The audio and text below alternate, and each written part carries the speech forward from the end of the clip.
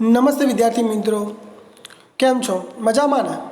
વિદ્યાર્થી મિત્રો, એકવાર ફરીથી વિમળા વિદ્યાલયના ક્લાસીસ રૂમની અંદર આપ સૌનું સ્વાગત કરું છું. વિદ્યાર્થી મિત્રો, આજે આપણે ધોરણ 5 અને એકમ 6 જેનું નામ છે નર્મદા મૈયા એના સ્વાધ્યાયના પ્રશ્નોની ચર્ચા કરવાના છીએ. વિદ્યાર્થી મિત્રો, આપણે ભાગ 1 અને ભાગ 2ની અંદર આ પાઠની સમજૂતી મેળવી. ભાગ 1ની અંદર વિદ્યાર્થી મિત્રો આપણે પાઠનું શ્રવણ કર્યું અને ભાગ 2ની અંદર એનિમેશન એટલે કે ચિત્રો દ્વારા આપણે વિગતવાર નર્મદા વિશે જાણ્યું. નર્મદા નદી વિદ્યાર્થી મિત્રો, આ પાઠ ઉપરથી તમને એટલું તો જાણવા મળી જ ગયું કે નર્મદા નદી એ ભારતની જે પવિત્ર નદીઓ છે એ નદીમાં નર્મદાનો પણ સમાવેશ થાય છે. અને તદુપરાંત ગુજરાતની મોટામાં મોટી નદી નર્મદા છે. નર્મદા નદીને લોકમાતા કહેવામાં આવે છે અને તે જીવાદોરી છે. આ ઉપરાંત ગુજરાત અને રાજસ્થાનના લાખો લોકોને નર્મદાનું પાણી મળે છે. તો વિદ્યાર્થી મિત્રો, નર્મદાનું મહત્ત્વ આર્થિક, ભૌગોલિક અને સામાજિક રીતે રહેલું છે. વિદ્યાર્થી મિત્રો, તમે નર્મદાનો પ્રવાસ કર્યો પાઠના માધ્યમ દ્વારા, તો નર્મદા નદીનું એક અલગ જ મહત્ત્વ છે. નર્મદા પરિક્રમાનું પણ એક વિશેષ મહત્ત્વ છે અને વર્ષમાં હજારોની સંખ્યામાં લોકો નર્મદા પરિક્રમા કરે છે. અને ત્યાં આગળ કુદરતી સૌંદર્ય કે જે અદ્ભુત પ્રમાણમાં છે એનો જોવાનો નજારો પણ એનું પણ એક અલગ જ વિશેષ મહત્ત્વ રહેલું છે. તો ચાલો વિદ્યાર્થી મિત્રો, આ તો આપણે નર્મદા મૈયાની વાત કરી. તમને પણ જ્યારે સમય મળે ત્યારે નર્મદા પરિક્રમા કરજો અથવા તો નર્મદાનો પ્રવાસ કરજો. હવે વિદ્યાર્થી મિત્રો, આપણે એના સ્વાધ્યાયના પ્રશ્નોની ચર્ચા કરીએ.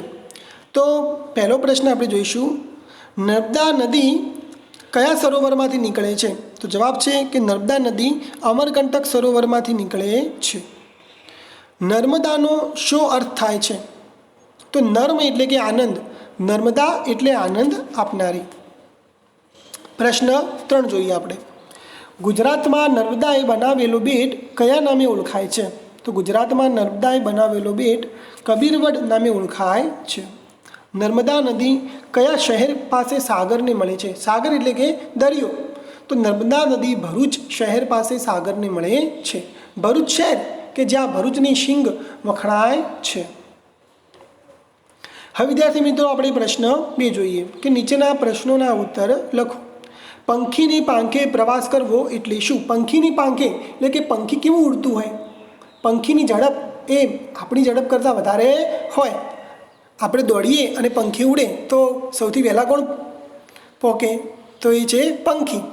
તો પંખીની પાંખે પ્રવાસ કરવો એટલે કે ઉડતા પક્ષી જેવી ઝડપથી પ્રવાસ કરવો. નર્મદા ભારતના કયા 2 ભાગ પાડે છે? તો નર્મદા ભારતના બે આડા ભાગ પાડે છે. ઉપરનો ભાગ ઉત્તર ભારત અને નીચેનો ભાગ દક્ષિણ ભારત. નર્મદાને રેવા શા માટે કહે છે? વિદ્યાર્થી મિત્રો, આ પ્રશ્ન પરીક્ષામાં પણ પૂછાય એવો છે કે નર્મદાનું બીજું નામ છે રેવા. અને જો તમને કદાચ ખબર હોય તો હમણાં એક ગુજરાતી ફિલ્મ આવી ગઈ અને એનું નામ હતું રેવા. અને વિદ્યાર્થી મિત્રો, તમને જાણીને નવાઈ લાગશે કે આ ફિલ્મે ઓસ્કારમાં પણ આ ફિલ્મ નોમિનેટ કરવામાં આવી. અને વિદ્યાર્થી મિત્રો, તમે પણ જો આ ફિલ્મ જોશો તો તમને જે નર્મદાનું જે મહત્ત્વ છે, નર્મદા પરિક્રમાનું જે મહત્ત્વ છે એ તમને સમજાઈ જશે.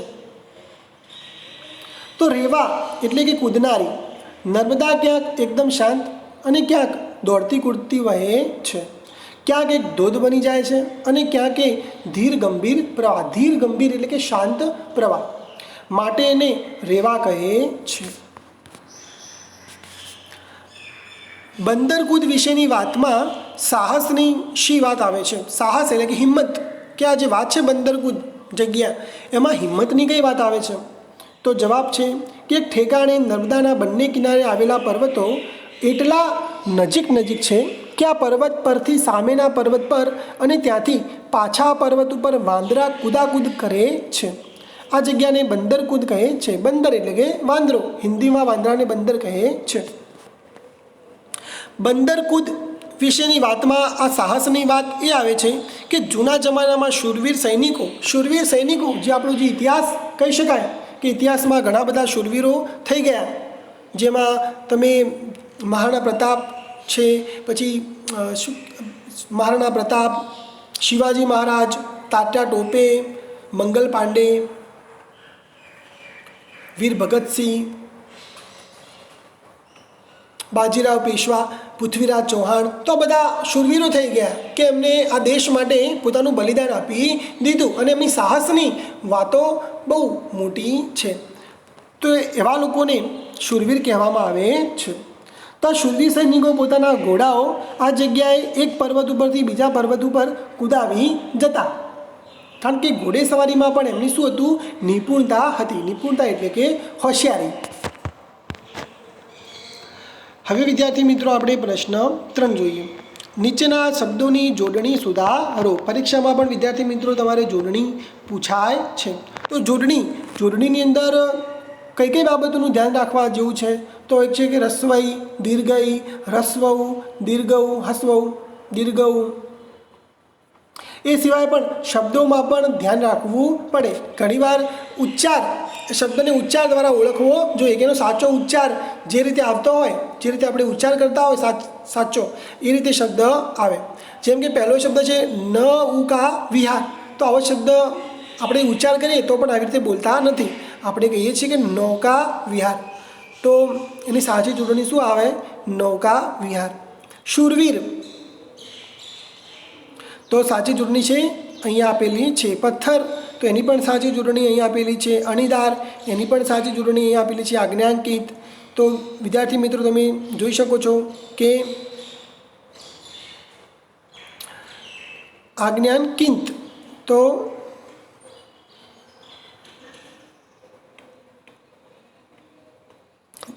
પહેલામાં શું છે કે જ્ઞ ઉપર મીંડું નથી અને અહીંયા જ્ઞ ઉપર મીંડું છે. પહેલાં કે જે ખોટી જોડણી છે એમાં કના ઉપર મીંડું છે, જ્યારે અહીંયા જ્ઞના ઉપર મીંડું છે. આજ્ઞાંકિત એવું બોલવામાં આવે છે. તો વિદ્યાર્થી મિત્રો એક નાની ભૂલના કારણે પણ તમારી જોડણી ખોટી પડી શકે છે. એનું તમારે ખાસ ધ્યાન રાખવું પડે છે. જીવાદોરી, તો અહીંયા પણ એની સાચી જોડણી આપેલી છે. હવે વિદ્યાર્થી મિત્રો આપણે સમાનાર્થી શબ્દો જોવાના છે. સમાનાર્થી શબ્દ, તો સમાનાર્થી શબ્દ એટલે કે સમાન અર્થવાળા, એક જ અર્થવાળા શબ્દો હોય જેને સમાનાર્થી શબ્દ કહેવામાં આવે છે. જેમ કે ઉદાહરણ તમને કહું કે ચંદ્ર, તો ચંદ્રને શશી પણ કહેવામાં આવે છે. તો એ છે એના સમાનાર્થી શબ્દ. હવે વિદ્યાર્થી મિત્રો આપણે પહેલો શબ્દ જોઈએ. પર્વત, તો પર્વત એટલે કે ડુંગર. પછી નજીક, તો નજીક એટલે પાસે. કિનારો, તો કિનારો એટલે કે તટ. શિલા, તો શિલા એટલે પથ્થર. લાભ, તો ફાયદો. જળ, તો પાણી. હવે વિદ્યાર્થી મિત્રો આપણે વિરુદ્ધાર્થી શબ્દ જોઈશું. વિરુદ્ધાર્થી એટલે કે વિરોધાભાસ દર્શાવે એવા શબ્દો. જેમ કે પૂર્વ, તો પશ્ચિમ, એનાથી વિરોધી. સુંદર, તો કદરૂપું. ઊંચે, તો નીચે. આશા, તો નિરાશા. લાંબી, તો ટૂંકી. સુખ, તો દુઃખ. વિદ્યાર્થી મિત્રો હવે આપણે શબ્દ સમૂહ જોઈશું કે નીચેના દરેક શબ્દ સમૂહ માટે એક શબ્દ આપો. પહેલું આપણે શબ્દ સમૂહ જોઈએ. હોડીમાં બેસીને ફરવું, તો એને શું કહેવાય? તો નૌકા વિહાર. સહેલગા કરવી, એને પણ ફરવું જ કહેવાય. સાંભેલા જેવી જાડીદાર, તો મુશળધાર. વિદ્યાર્થી મિત્રો સાંભેલું તો તમે જોયું જ હશે કે જે જૂના જમાનામાં આપણા જે લોકો હતા, ગરડા લોકો હતા, એ લોકો શું કરતા? તો સાંભેલા વડે જે દહીં હતું એ દહીંને ભાગતા અને દહીં વલોવતા. સાંભેલાની ધાર, જે સાંભેલું હોય ને લકડાનું એકદમ જાડું હતું. તો વિદ્યાર્થી મિત્રો તમારા ઘરે પણ કદાચ પડ્યું પણ હોય, અને ના પડ્યું હોય તો તમે તમારા માતા પિતાને પૂછી શકો છો. તો સાંભેલા જેવી જાડી ધાર એટલે કે મુશળધાર, ધનુષ્યના જેવું અર્ધગોળ સપ્તરંગી દ્રશ્ય તો મેઘ ધનુષ્ય. સપ્તરંગી એટલે કે 7 રંગો આકાશમાં. ઘણીવાર સવારે વહેલી સવાર હોય અથવા તો સાંજનો સમય હોય સંધ્યા ટાઈમ, તો તમને આકાશમાં 7 રંગો દેખાય છે. અર્ધધનુષ્યકાર. ભણવામાં પણ આપણે આવતું કે જાને વાલી પીનારા. જ એટલે કે જાંબલી, ને એટલે કે નીલો, લી એટલે કે લીલો, વા એટલે કે વાદળી, જાને વાલી, લી એટલે કે લીલો, પી એટલે કે પીળો, પીના રા. તો વિદ્યાર્થી મિત્રો એ હતા 7 રંગો જેને આપણે મેઘધનુષ્ય કહીએ છીએ. જેની ચારેકોર પાણી હોય તેવો જમીનનો ભાગ, તો એને શું કહેવાય? તો એને કહેવાય બેટ. લોકોનું ભરણ પોષણ કરનાર ઉછેરનાર માતા, તો એને કહેવાય લોકમાતા. લોકમાતા એટલે કે લોકોની માતા. જેમ કે આપણે ભારત માતા કહીએ છીએ ને એ રીતે અહીંયા શું કહેવામાં આવે છે? તો લોકમાતા.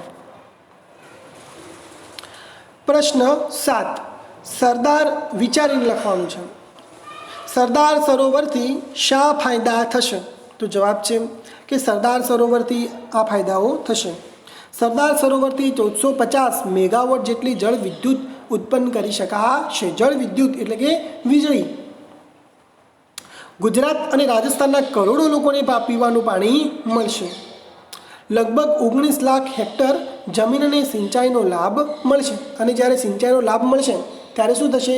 તો વધારે પ્રમાણમાં પાક ઉત્પન્ન થશે અને ખેતીમાં બમણી આવક થશે અને વેપાર પણ સારો એવો થશે. તેનો ફાયદો ખેડૂતોને થશે અને ખેડૂતોના દ્વારા કોને ફાયદો થશે? તો દેશને ફાયદો થશે.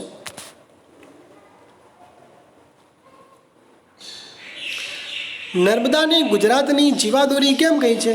તો નર્મદાના પાણી ગુજરાતના લોકોને પીવા માટે, જીવનની અન્ય જરૂરિયાતો માટે તેમજ ખેતી કરવા માટે ખૂબ જ ઉપયોગી છે. નર્મદાના પાણી ઉત્તર ગુજરાત અને કચ્છ સુધી પહોંચીને લોકોની પાણીની તકલીફ દૂર કરી છે. તેથી નર્મદાને ગુજરાતની જીવાદોરી કહે છે. જીવાદોરી એટલે કે જીવન, લોકોનું જીવન આપનારી, લોકોનું પોષણ કરનારી. હવે વિદ્યાર્થી મિત્રો આપણે પ્રશ્ન 8 જોઈએ. ઉદાહરણ પ્રમાણે શબ્દ બનાવવાનો છે. તો નર્મ એટલે કે નર્મદા.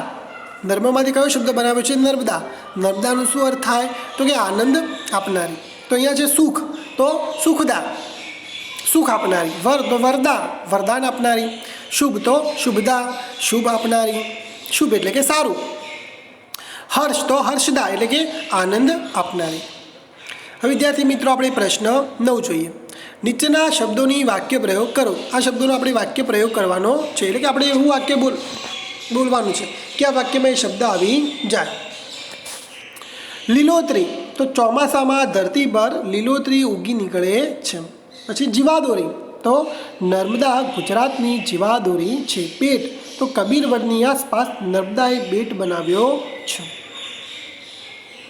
હવે વિદ્યાર્થી મિત્રો અહીંયા એક પ્રવાસ વર્ણન કરતો પત્ર પણ તમારા મિત્રને તમારે લખવાનો છે. તો જ્યારે પણ તમે પત્ર લખતા હોય ત્યારે જે પોતાનું જે સરનામું છે એ સરનામું તમારે જમણી સાઈડ લખવાનું છે. એટલે કે પત્રની જમણી સાઈડ પોતાનું સરનામું લખવાનું છે. એમાં એડ્રેસ લખવાનું છે. એડ્રેસ એટલે કે સરનામું લખવાનું છે. ત્યાંનો પિનકોડ લખવાનો છે, તારીખ લખવાની. ત્યારબાદ તમારે સંબોધન લખવાનું હોય છે. જેમ કે અહીંયા સંબોધન કર્યું છે કે પ્રિય મિત્ર મુકેશ. એટલે કે તમારે જે મિત્રને લખવાનું હોય એ મિત્રને સંબોધન તરીકે તમારે નામ લખવાનું છે. ત્યારબાદ એક ફકરો લખવાનો છે કે જ્યાં તમારે જે કહેવાનું છે, જે વર્ણન કરવાનું છે એમાં તમે ફકરો લખી શકો છો. ત્યારબાદ બીજો એક ફકરો લખવાનો છે. એમાં તમે પ્રવાસનું એકદમ નાનું એવું વર્ણન કરી શકો છો. અને ત્યાર પછી જમણી સાઈડ નીચે તમારું નામ લખવાનું છે. જેમ કે અહીંયા લખ્યું છે કે લિખિતન તારા મિત્ર વિજયના પ્રણામ. તો વિદ્યાર્થી મિત્રો પહેલાં આપણે આ પત્ર વાંચી લઈએ. સરનામું લખ્યું છે કષ્ટભંજન નિવાસ 518 પરા વિસ્તાર બોટાદ. પિનકોડ લખ્યો છે 364710. તારીખ લખી છે 20/8/2020. પ્રિય મિત્ર મુકેશ, તારો ફોન કે પત્ર નથી, તું પત્ર લખજે. ગઈકાલે સવારે અમે સૌ પ્રવાસેથી પરત ફર્યા છીએ. પરત એટલે કે પાછા ફર્યા છીએ. પ્રવાસમાં અમને બહુ જ મજા પડી. તું આ પ્રવાસમાં જોડાઈ ન શક્યો, તેથી મને થયું કે તને પ્રવાસ વિશે પત્ર લખું. નર્મદા મૈયાનો પ્રવાસ કરતાં લાગ્યું કે આ નદી ખરેખર ગુજરાતના લોકોની જીવાદોરી છે. આ નદી મધ્યપ્રદેશના અમરકંટક નામના સરોવરમાંથી નીકળે છે. કેટલાય કિલોમીટર સુધી એની બંને બાજુએ 2 ઊંચા પર્વતો છે. એમનો પ્રવાહ ધસમસતો ઉછળતો કૂદતો વહે છે. એના કિનારા પરની કુદરતી શોભા અનેરી છે. આ બધા સ્થળોના અમે ફોટા પણ પાડેલા છે. આપણે મળીશું ત્યારે હું તને એ બતાવીશ. તારા મમ્મી પપ્પાને મારા વંદન. લિખિતન તારા મિત્ર વિજયના પ્રણામ. તો વિદ્યાર્થી મિત્રો, તમે પણ આ રીતે તમારા મિત્રને પ્રવાસ વર્ણનનો પત્ર લખી શકો છો. હવે વિદ્યાર્થી મિત્રો આપણે પ્રશ્ન 11 જોઈએ. નીચેના શબ્દોને શબ્દકોશના ક્રમમાં ગોઠવો. સુંદર, સરસ, સૈનિક, સફેદ, સિંચાઈ અને સ્નાન. બધા જ સ ઉપર શબ્દો છે. તો પહેલો શબ્દ કયો આવશે? તો પહેલો શબ્દ આવશે સફેદ, કારણ કે એમાં કંઈ રસ્વાઈ કે દીર્ઘઈ કે એવા છે નહીં. એટલે કે જે કાના માતર વગરનો શબ્દ હોય, જો બધા જ એક જ મૂળાક્ષરના શબ્દ હોય તો પહેલો શબ્દ કયો આવશે? તો કાના માતર વગરનો શબ્દ હોય એ પહેલો તમે લખી શકો છો. તો અહીંયા સફેદ છે, પછી સરસ, પછી સિંચાઈ, પછી સુંદર, સૈનિક અને પછી સ્નાન. વિદ્યાર્થી મિત્રો, હવે આપણે પ્રવૃત્તિ જોઈએ. તમારા વિસ્તારના બાગ બગીચા, નદી, ખેતર, તળાવ જેવા સ્થળોનું પર્યટન ગોઠવો. પર્યટન એટલે કે પ્રવાસ ગોઠવો. પર્યટનની મજા વિશે નિબંધ લેખન કરો. તમારે નિબંધ લેખન લખવાનો છે. અહીં વિદ્યાર્થી મિત્રો તમે અમુક ચિત્રો જોઈ શકો છો. જેમ કે બગીચાનું ચિત્ર છે કે બગીચામાં વિદ્યાર્થીઓ ફરવા માટે આવ્યા છે, પ્રવાસ માટે આવ્યા છે. તળાવ, તો તળાવની મજા પણ વિદ્યાર્થીઓ અહીંયા લઈ રહ્યા છે. ખેતર, તો ખેતરની મુલાકાતે પણ વિદ્યાર્થીઓ અહીંયા આવ્યા છે. ખેતરમાં શું આવ્યું છે? તો કોબીજની ખેતી કરવામાં આવી છે. તો વિદ્યાર્થી મિત્રો, તમે પણ ગમે ત્યારે આવો પ્રવાસ કર્યો હોય તો એ પ્રવાસ વિશે ટૂંકમાં તમારે એક નિબંધ લખવાનો છે. અને જ્યારે શાળાએ તમે આવો ત્યારે તમારે એ નિબંધ લખીને લાવવાનો છે. વિદ્યાર્થી મિત્રો, આ હતી આપણે સ્વાધ્યાયના પ્રશ્નોની ચર્ચા. Thank you.